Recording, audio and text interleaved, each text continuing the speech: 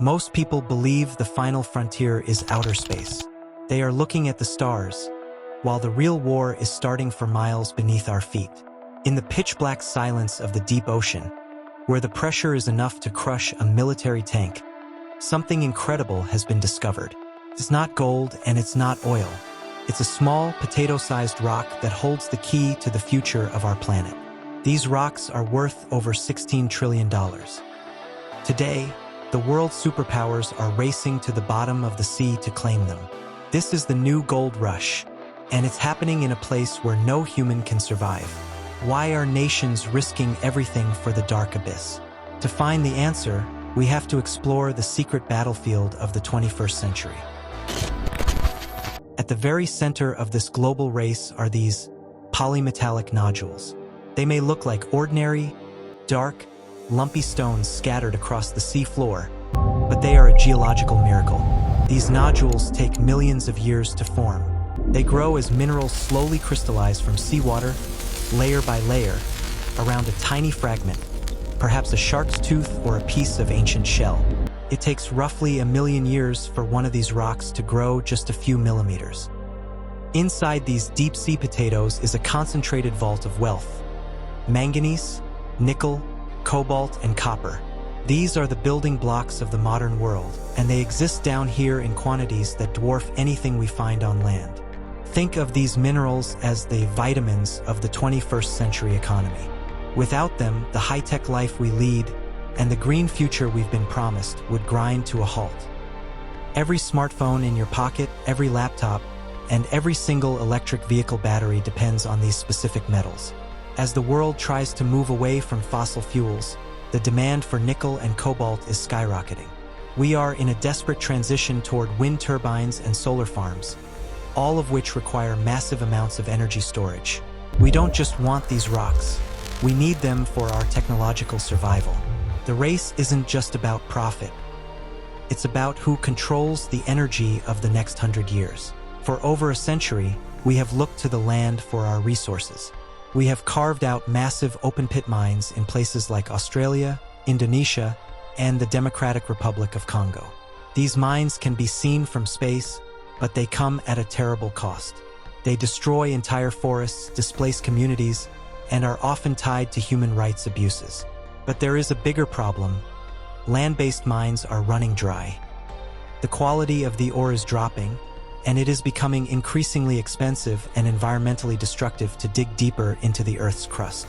To fuel the green revolution, we are forced to look where we have never looked before, the deepest parts of the international ocean.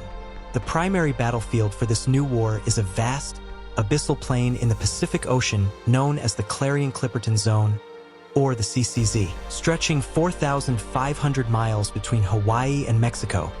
This underwater desert is nearly twice the size of India. In this specific region, the seafloor is literally paved with billions of tons of nodules.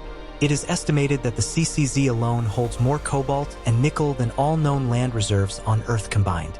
In the world of geopolitics, this is the most valuable real estate on the planet.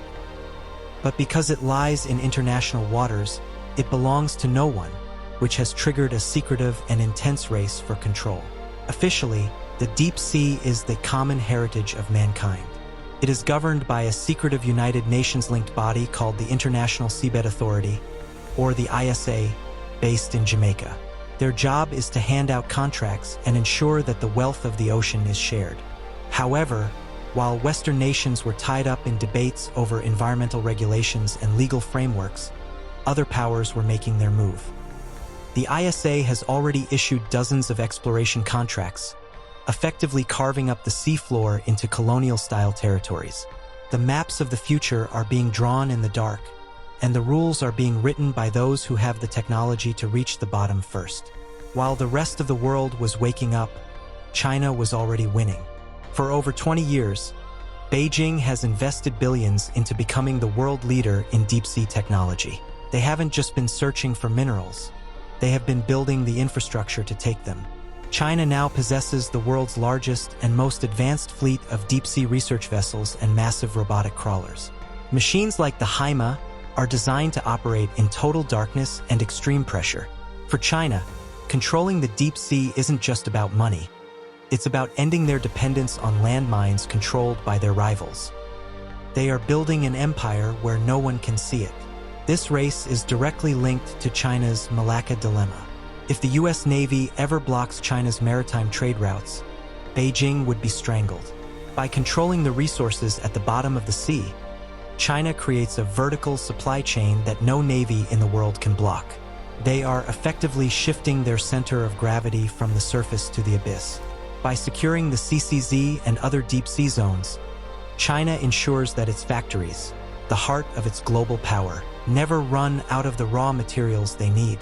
It is a strategic masterstroke that could secure their dominance for the next century. But mining at 13,000 feet is an engineering nightmare. At this depth, the water pressure is over 400 times higher than at the surface. It is the equivalent of an elephant standing on your thumb. One tiny leak, one structural flaw, and a multi-million-dollar robot is crushed into scrap metal in milliseconds. To survive here, engineers are developing specialized titanium alloys and autonomous AI-driven machines that can think for themselves.